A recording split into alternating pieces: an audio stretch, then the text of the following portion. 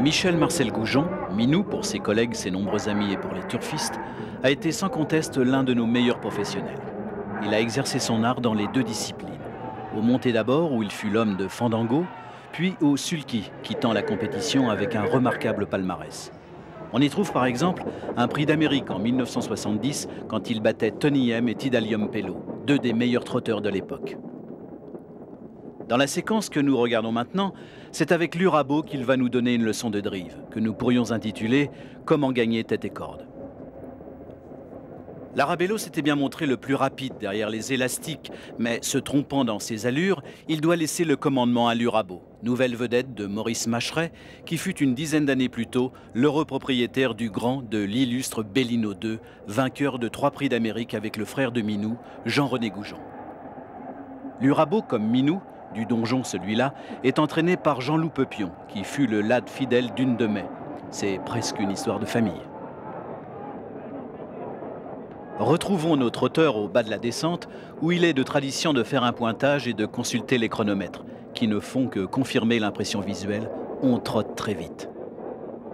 En abordant le tournant de la plaine, l'Urabo est donc toujours au commandement, accompagné par Lutin d'Isigny, qui avait terminé 3e dans cette épreuve l'an dernier, à une encolure de l'Urabo.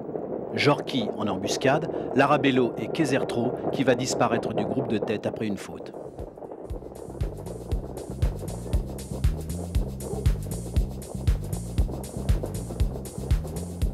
User ses adversaires en menant à bonne allure, mais conserver ses ressources pour le finish, est donc le double objectif de Minou Goujon. Faisons-lui confiance et comme lui, notons qu'il tient en respect Lutin d'Isigny, l'Arabello, la Squeak et le bon Montourbillon, l'un des meilleurs sujets parmi tant et tant de l'écurie d'Albert Viel.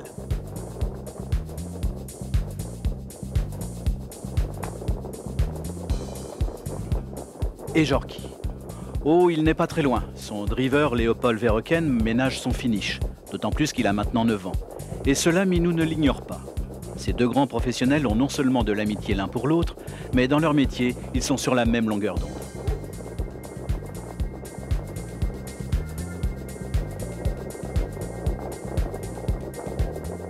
Nous nous inquiétons enfin pas trop sur le sort de Jorki. Eh bien, regardons-le se rapprocher en arrivant dans le dernier tournant, où il s'avère que Montourbillon ne peut aller plus vite, et que les autres, Lutin d'Isigny et Minou du Donjon, notamment, ne pourront prétendre qu'à un accessite. Assistons maintenant à ce mano à mano entre l'Urabo et Jorki, qui commence assez tôt. Le plan des deux drivers se déroule selon ce qu'ils avaient prévu.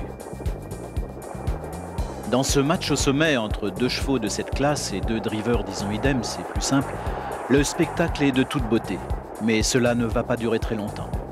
Jorki se bat comme le vieux lion qu'il a toujours été. Mais l'Urabo est le plus fort et obtient l'un des meilleurs chronos de l'épreuve, une 17 pile. Il est intéressant de noter que derrière Kémilla 3e, Montourbillon et Lutin d'Isigny sont respectivement 4e et 5e.